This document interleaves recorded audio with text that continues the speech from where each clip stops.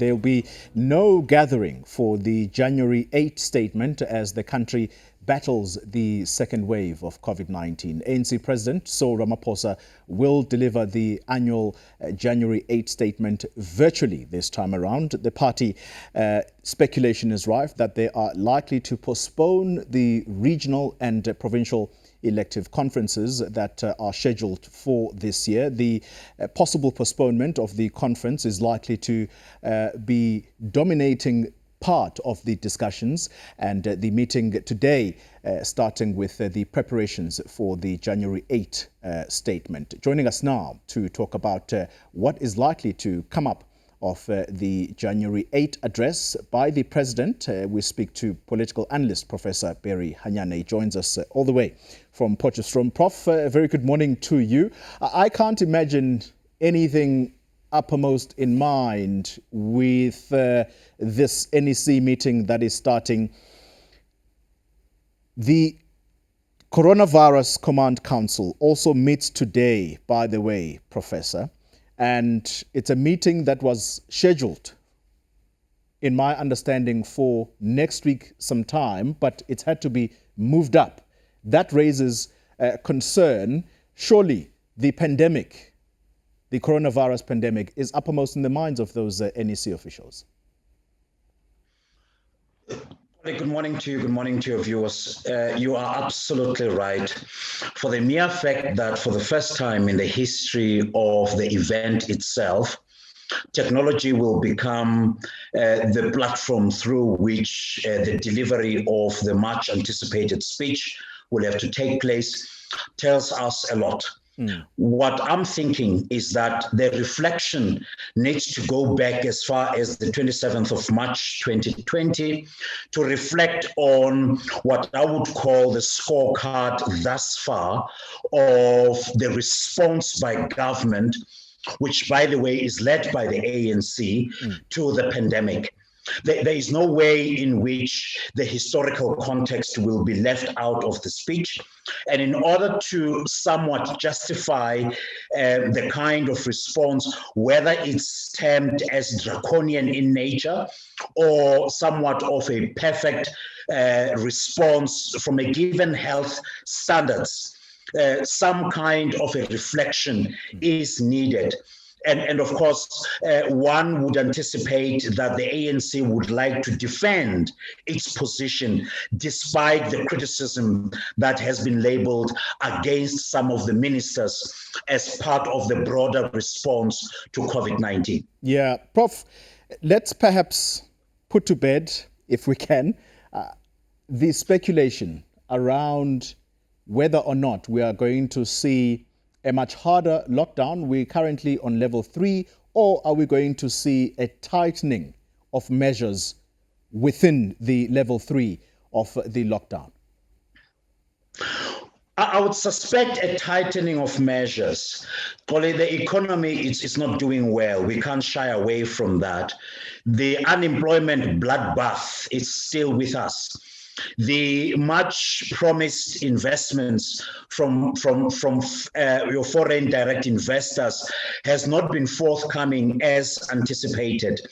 And the performance generally of the economy, it doesn't offer much confidence, especially to South Africans in terms of providing jobs, in terms of making sure that your entrepreneurial spirit that should be existing now becomes part and parcel of the day-to-day experience to most South Africans. Yeah. So I think the tightening of nuts and bolts in relation to these restrictions will be the way to go, so that the economy is given a chance to recover a little bit and lay that much needed platform in ensuring that some measure of recovery in the coming months, if not years, is actually given a chance to see the light of the day. Yeah, you mentioned, Professor, that the ANC and, of course, by extension, its government, they are likely to defend their stance in dealing or handling this pandemic. The governing party here, or should I say government, has been criticized severely for the lackluster, I would call it, response or them being slow off the mark in acquiring the vaccines. Other countries that are much similar in terms of their economy to ours, they already have these vaccines being rolled out. So the criticism is that our government has been caught napping. How are they likely to defend that? Well, it's going to be difficult. Look, Tolly, we missed the first payment.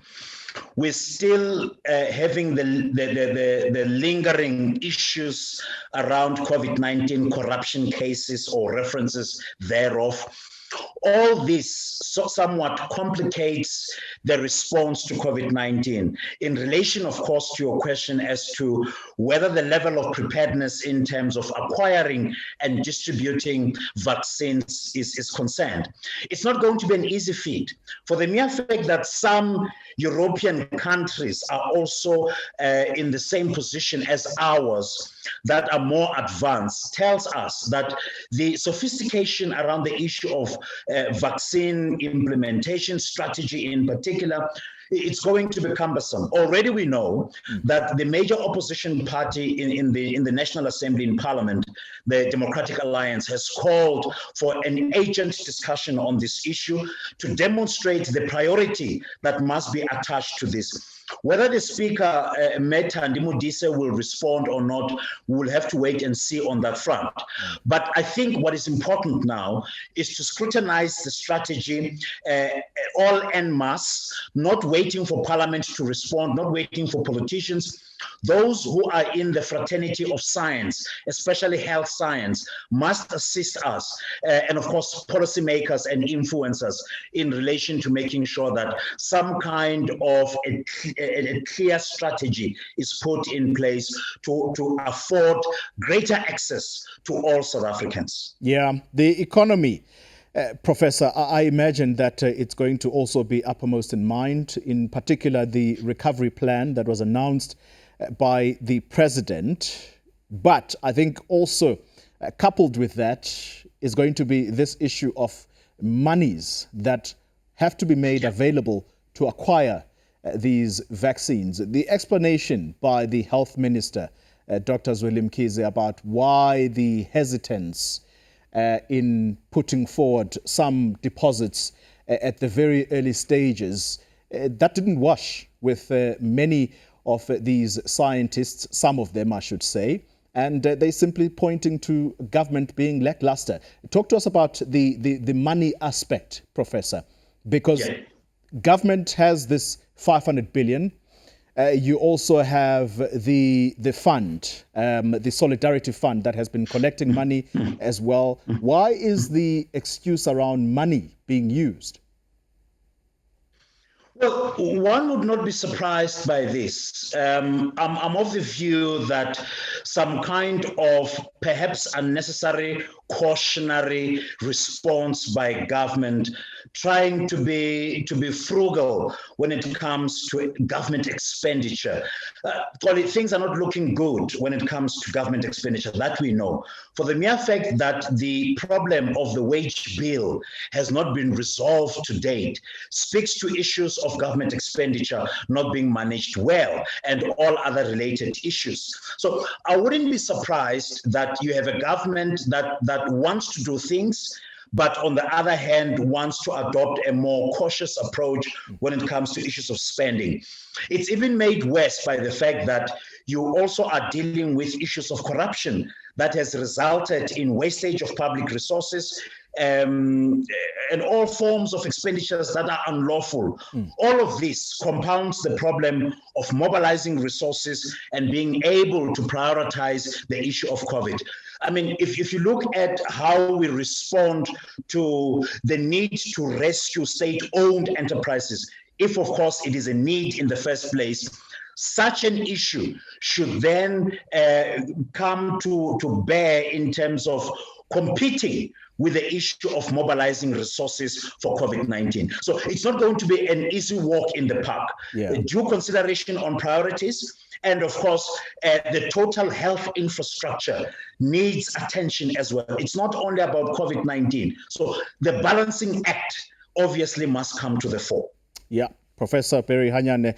There's so much to talk about, including comments that were made on this station just last night by a National Executive Committee member, Dakota Lekwete, about his doubt on the charges that have been preferred on the Secretary General of the ANC. But we will have to leave that for another day.